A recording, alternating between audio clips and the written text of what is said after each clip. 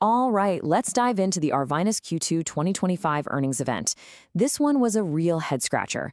They beat on earnings, but the stock just completely fell off a cliff. So what on earth happened here? We're going to figure it out.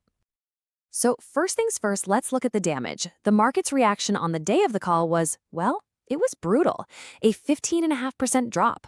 Ouch. And that drop really sets up a paradox, right? Arvinas actually beat earnings estimates. So why did the stock just collapse? That's the big question we're tackling today. Okay, so let's get into the numbers that caused all this confusion in the first place. It really felt like we were looking at two completely different reports. All right, so here's the conflict right here. On one hand, you've got earnings per share, or EPS, and that actually looked pretty good. A loss of 84 cents per share was better than what Wall Street was expecting. But, and this is a big but, the revenue told a totally different, and frankly, a much scarier story. They missed by a mile, coming in almost $10 million short of what everyone was looking for. And this wasn't just a small miss. When you zoom out, the picture gets even worse. We're talking about a massive, staggering 70% drop in revenue compared to the same time last year. Now, why? Well, a couple of big reasons. They were up against a tough comparison because of a big payment from Novartis last year, and more importantly, the money coming in from their collaboration with Pfizer is drying up, and that is what really sent investors running for the exits. So, with those kinds of numbers, what does management do? Well, they did what any smart management team would do. They tried to change the subject. They pivoted hard, away from the messy financials and toward their science and their pipeline. So let's hear them out. This is the bull case. And they came out swinging, focusing on a really historic moment for the company. They've officially submitted their lead drug, vepdegestrant, to the FDA. Now, this isn't just any drug. It's the first ever new drug application for something called a PROTAC degrader. Think of it this way. Most drugs just block a bad protein, kind of like putting a roadblock up. These PROTACs, they're designed to completely eliminate the protein. It's a huge deal for their entire platform, and they made sure to point out that it works well in certain patients and has a pretty good safety profile. Their other big talking point was cash. They wanted to make it crystal clear that they're not going broke anytime soon.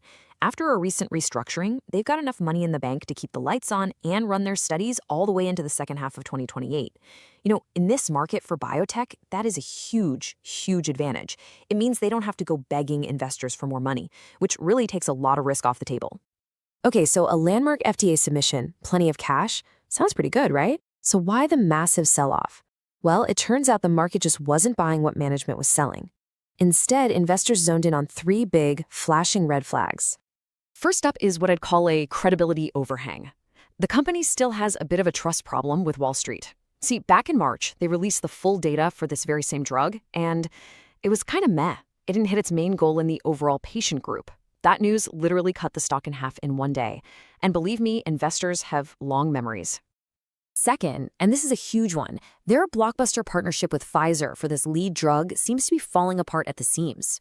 I mean, this started as a big 50-50 power couple deal, but then Pfizer started backing away, canceling some important trials. And now, on this call, management finally admitted that they are actively reworking the whole thing. That is not a good sign. And this just throws a giant wrench into their plans.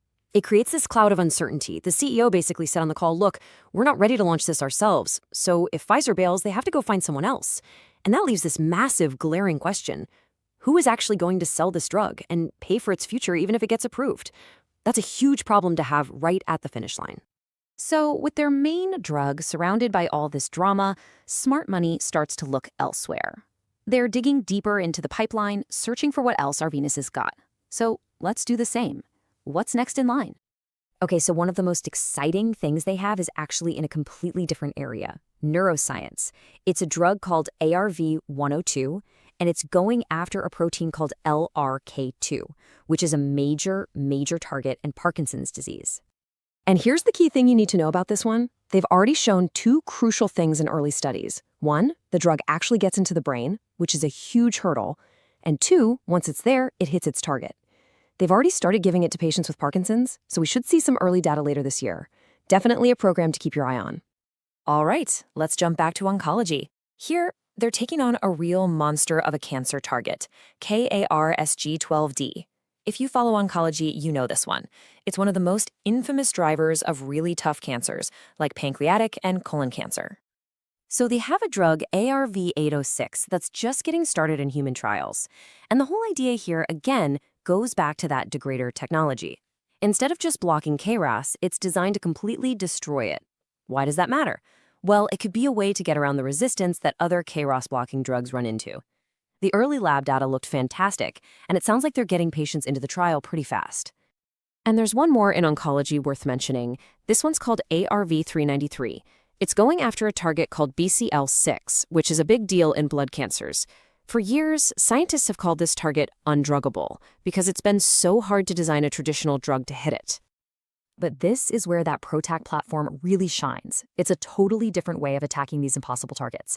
And this is another one with a big catalyst coming up.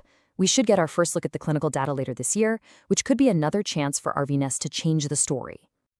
Okay, let's step back and put all the pieces together. Where does this leave Arvinass? And more importantly, how might you think about this as an investment? What you have here is a classic Wall Street tug of war. In the bull corner, you've got this amazing first-of-its-kind technology knocking on the FDA's door. You've got a deep pipeline behind it and plenty of cash to fund it all. But in the bear corner, you've got that ugly revenue number, a massive partnership that's on life support, and a whole lot of investors who just don't trust the story anymore. So where do we land? For now, it really feels like the good and the bad are pretty evenly matched. That exciting pipeline, especially the Parkinsons drug, probably puts a floor on how low the stock can go. But the mess with Pfizer and lead drug puts a very firm ceiling on the upside. Until we know what's happening with that partnership, we're calling this a market perform.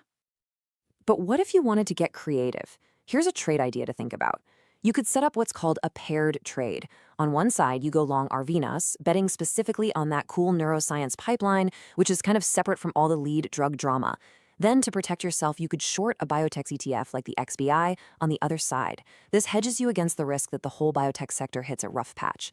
The idea is to try and isolate the value of Arvinass's unique science from all the other market noise. So that's our breakdown of the Arvinass quarter. And as always, please remember this is not financial advice.